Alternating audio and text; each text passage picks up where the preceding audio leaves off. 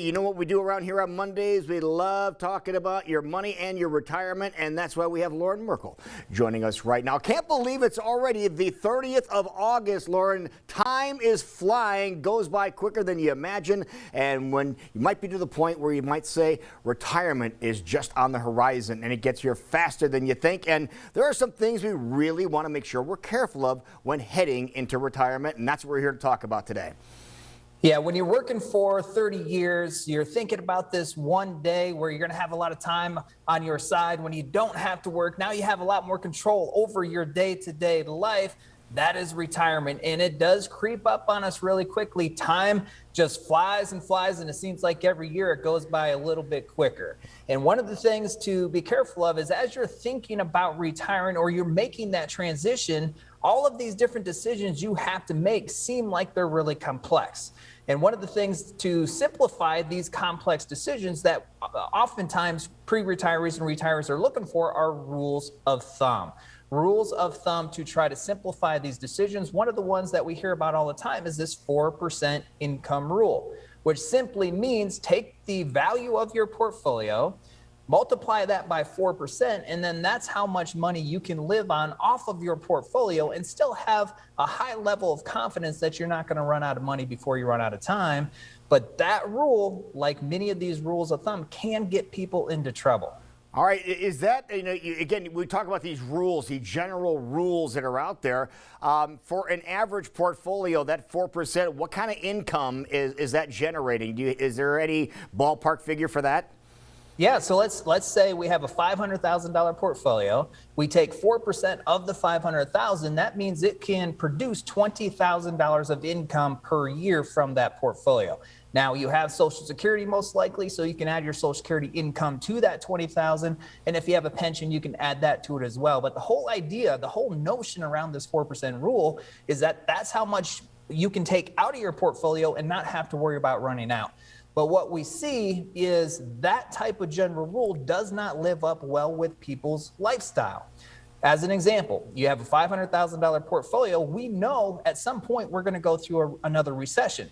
In fact, recessions happen on average every 5.5 years. So as you think about your retirement, maybe over 20 to 30 years, you're going to see many recessions over the course of your retirement.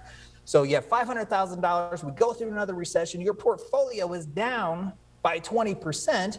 So the $500,000 portfolio was decreased to $400,000, but you still need a lifestyle.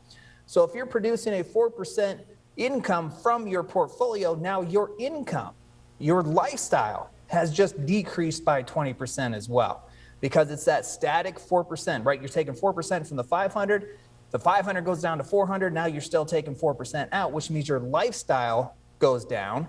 Or if you continue to take out the 20,000, then it's a higher percentage of your overall portfolio, which means the likeliness of your portfolio lasting the 30 years in retirement like you want to has diminished as well. Wow. Are there some steps that you can take to kind of protect yourself from that scenario that you just laid out for us? Yes, the biggest step that you can take is let's get rid of the general rules of thumb and let's create your customized plan. So based on the Social Security amount you have coming in, whether or not you have a pension, and whatever your portfolio looks like, let's create a plan based on your retirement lifestyle. How much money do you need to have coming in retirement? And then we can generate that income early on in retirement, but also later on as well. The other issue with the 4% rules, it doesn't account for the different phases of your retirement. So as an example, in your early years, you're going to probably want to do a lot more, which is going to require a lot more spend than in your slow go or your no go years. And the 4% rule doesn't account for that either. So the solution is based on what it is you're trying to accomplish during the different phases of your retirement. Let's create that plan. Here's where that money is going to come from, and it still provides you with a high probability you're not going to run out of money. All right, might not be a bad idea to have a conversation with Merkle Retirement Planning. If people want to do that, Loren, what's the easiest way they can make an appointment? It's very simple. All you have to do is go to merkleplan.com, and you can sign up for a complimentary 15-minute retirement checkup phone call. There's a link on the website. Click on the link, takes you directly to our retirement planner's calendar where you can set up a time that's comfortable for you. I want to remind everybody there is a Women in Retirement workshop happening on Wednesday. If people want to sign up, they can get the information at that same location as well. Great information again, as always, Loren, and hopefully people will take advantage of this, have a conversation, and help make their retirement plan a little bit more profitable for them. That's most definitely right. Once you get started with your plan, it becomes contagious, right? It's addictive. As you see your retirement unfold in a financial way on a piece of paper, it really becomes a lot of fun as you can start to see what your retirement vision can really look like. All right, Loren, you take care of yourself. We'll talk to you next time. Thanks, Lou. Have a great day.